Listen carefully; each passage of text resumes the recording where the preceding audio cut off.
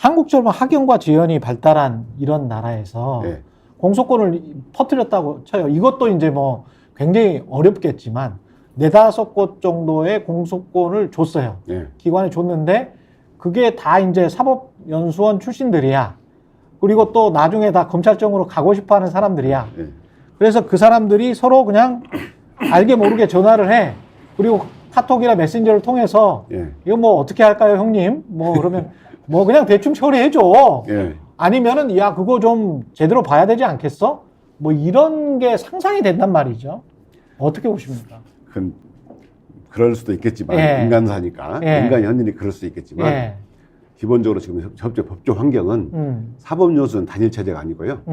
다양한 로스쿨의 출신들이 있으니까. 법조를 구성하고 있습니다. 예. 그게 이제 로스쿨 도입 취지거든요. 수절주의를 깨자. 그다음에 다양한 직역에서 로스쿨 가게 해서 국민들을 소통하는 법조가 되게 하자. 이런 취지이기 때문에 그렇게 되면 그게 바로 이제 말씀하신 취지가 그런 뒤에서 이렇게 음흉하게 이렇게 이런 결정들이 오도록 만들려면 예. 바로 견제와 균형에 의한 그 사법 시스템이 돼야 한다는 뜻입니다.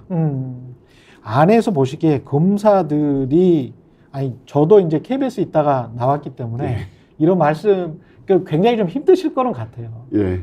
그러니까 기자가 예. 그 KBS가 야 이건 썩었어 이렇게 말하기가 좀 힘들잖아요. 예. 어떻게 생각하세요? 검사들 일반 예. 후배들까지 포함해서 예.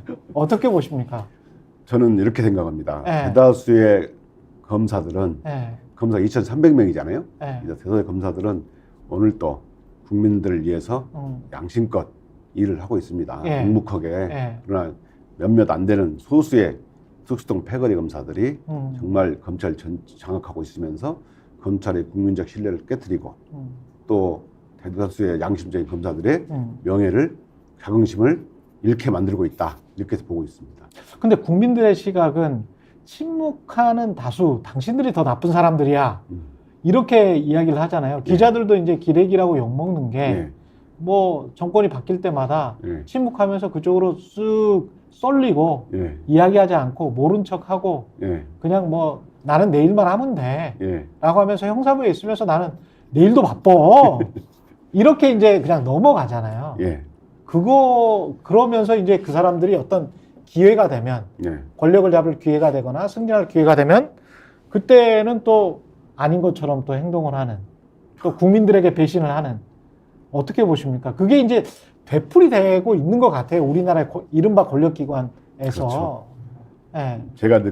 말씀하시니까 제가 느낀 것은 그렇습니다. 검사들이라는 게 굉장히 예민한 게 인사권이거든요. 그렇죠. 예. 검사가 과거에 검사를 마치고 그 로펌을 갈 때도 무슨 보직을 거쳤냐가 굉장히 중요해요. 다른 공무원들도 인사에 물론 예민하긴 하지만 그렇죠. 검사들은 그렇기 때문에 특히 인사에 예민합니다. 그러다 보니까 이런 일이 생기면 인사권을 가진 사람한테 이런 걸 말을 못하죠. 그러니까 강제 무건 수행을 할 수밖에 없는 거죠. 그리고 윤석열 사단이 지금 하나회와 비견된다라는 예. 말씀도 하셨잖아요. 근데 그렇게 똑똑한 검사들이 예. 저는 기자들도 마찬가지입니다만은 아니 특수통 검사에 의해서 장악됐다. 예. 그렇게 똑똑한데 왜 특수통 검사 몇 명에 의해서 장악되지? 예. 그런 생각도 할 수 있는 거 아닙니까? 그렇죠. 예, 어떻게 보세요? 이런 것들은 그럼 어떻게 똑똑한 사람들이 소수에 의해서 장악되나?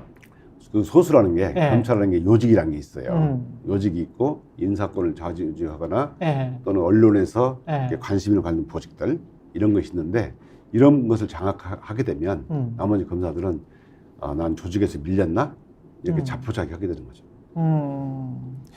그 검사와 기득권이 어떤 그 연계됐다, 유착한다라는 말씀을 모두에서도 예. 하셨는데 그 기득권 중에는 언론도 들어갑니까?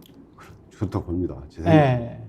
검사들이 또는 검사장들 또는 뭐 지검장들 뭐 그 밑에 있는 사람들도 마찬가지겠습니다만은 어떤 사건을 맡아서 이렇게 언론 플레이를 하면 대충 어떻게 기사에는 나오고 그게 내 승진이나 내 성과에 어떤 도움이 되겠다.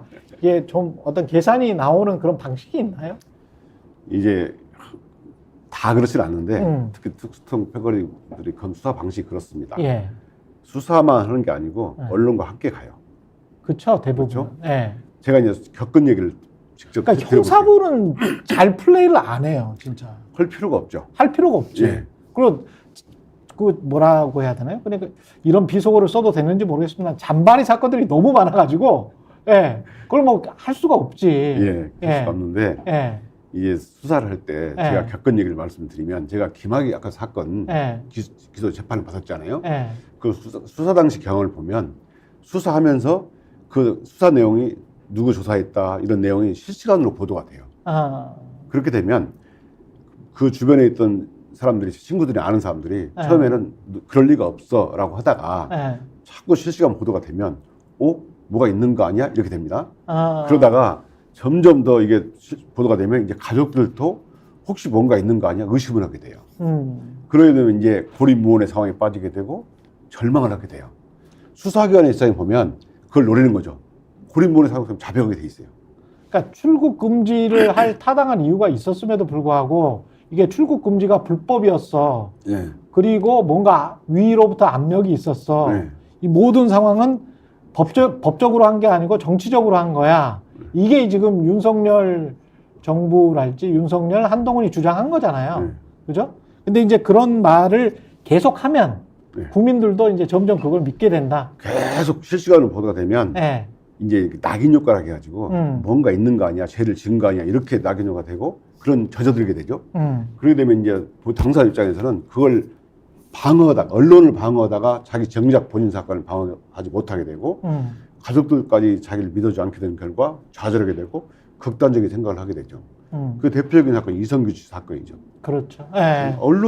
언론의 차이가 정말 수사기관이 아는 내밀한 얘기가 보도가 되고 언론이 그 조리돌림을 당하다 보면 자기는 진짜 고립무원의 상황에 빠지게 되고 저조차 정말 극단적인 생각을 할 수밖에 없게 됐거든요. 그러면서 이게 수사기관하고 이 언론에게 했을 때 폐해가 바로 그겁니다. 그래서 기득권 말씀하셨는데 우리나라 법조라는 게 아시겠지만 검찰하고 같이 가요. 그리고 제가 경험한 법조 기자들은 이 서로 스스로 취재해서 이거 쓰는 것보다는 받아쓰기에 능한 것 같습니다. 기자들도. 예, 기자들이 의도했던 의도하지 않았던 수사와 같이 가버리게 되는 거죠. 그러니까 검사들은 그걸 철저히 활용한다. 철저히 활용보다는 활용하는 측면이 있다. 활용하는 측면이 예, 있다. 예.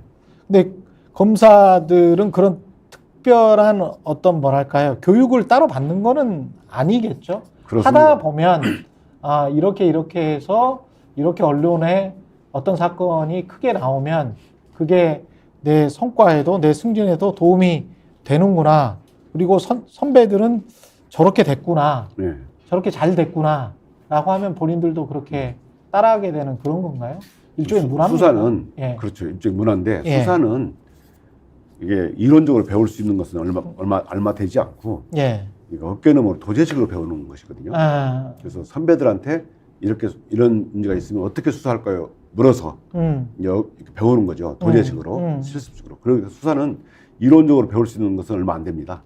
그래서 아마 그런 언론과 함께 가는 수사도 배우는 거죠.